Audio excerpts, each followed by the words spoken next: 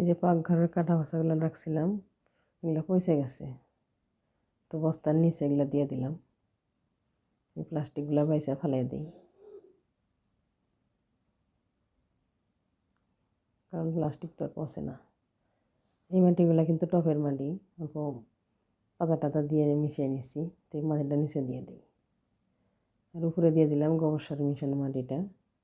মানে এই যে পুলিটা দেখছেন, এই পুলিটা একদিন দেখাইছিলাম যে কীভাবে আমি বীজ রোপণ করি।